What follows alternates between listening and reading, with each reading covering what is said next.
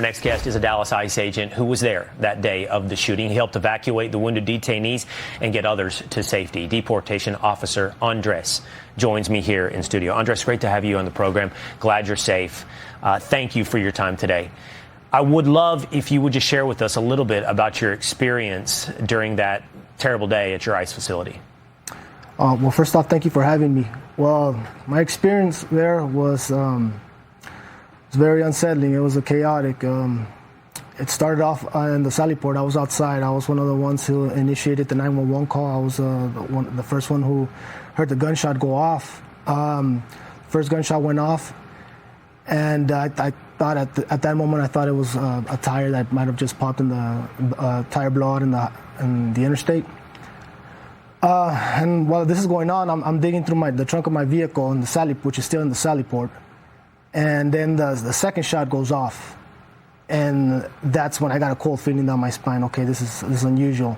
So I started putting my belts, my tactical belts, my body armor, and I put my helmet. And then the third shot came out. That's when I knew that we were under attack at that moment.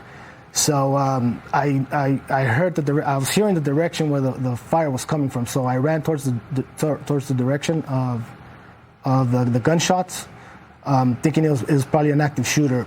But as I got closer and I passed the first Sally port door, that's when I knew I continuously heard gunshots. So that's when I knew that the fire was coming from an elevated position, which was the rooftop. So for me to further egress towards the shooter would just expose me to his crosshairs or his scope.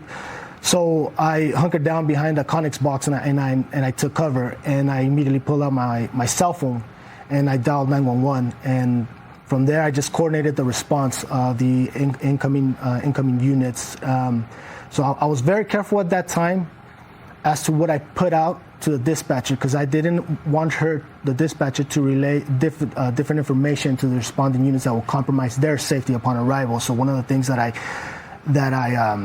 specifically said to her was that a sniper at the rear of the building at a rooftop. The reason I said that in contrast to saying an active shooter, because active shooter response will require a certain response where other units converge into the location. So that's what I wanted to avoid. I wanted to avoid the incoming response units. Wanted to avoid further targets for the sniper. Further. So your first reaction, Andres, was to run toward the fire, run towards the gunshots until you recognized that it was from an elevated position, at which point you took cover. Do you remember how many shots rang out that day? There was a lot of shots. I didn't keep track, but at least over a dozen. And it was not rapid fire. It was continuous, like every 5 seconds. It sounded to me like he was taking precision shots, and I could hear the shots, the bullets impacting around me.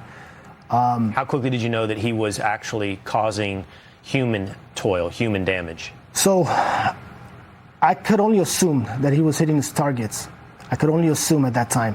But while that was going on, the vans eventually pulled up. The two vans, I saw them pulled up to the Sally port entrance, and they were having trouble getting through the gate.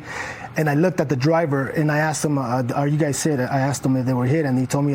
That's when he informed me a few individuals in the van, a few passengers were shot.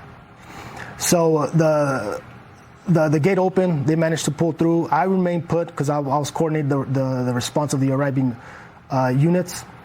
So I remained pinned down behind the Connex box, taking cover. Both of the vans, they made it through the gate, and I can see that they were slowly unloading, but the passengers were trying to get out, and they were just confusion and chaos. I recall yelling at them, telling them in Spanish to get inside the building. That's when I saw the door of the building open, and they all started to run inside. So at that moment, I heard the shots stop, as if I wasn't sure if he retreated from his elevated position and I was on the ground, and he was ready to come up and engage us on the ground. So I began to get concerned for my safety there. I didn't want to expose expose myself to his crosshairs. So, but I also didn't want to get outflanked to my left and to my right. I was in a vulnerable position. So what I used there to clear my flank, I pulled out my cell phone. I used the camera on my cell phone, and I just put it to the side to see if he was approaching or see if I could locate the shooter. Once I determined I couldn't locate him, I figured, okay, this is probably a good time to retreat. So as I was getting up to retreat back inside the building, I see a kid walking up, an employee, with his lunchbox, just like nothing's going on. And that's when I called to him, and I grabbed him, and I threw him on the ground behind cover with me. Right.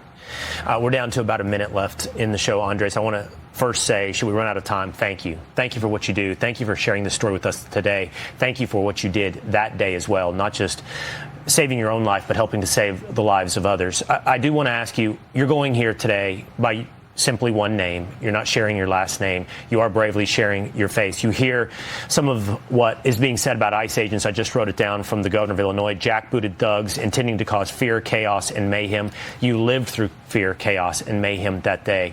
What does it make you feel about the climate around ICE? Well, it's getting worse by the minute. I can see that the attackers are increasing their methods to inflict chaos and violence against us.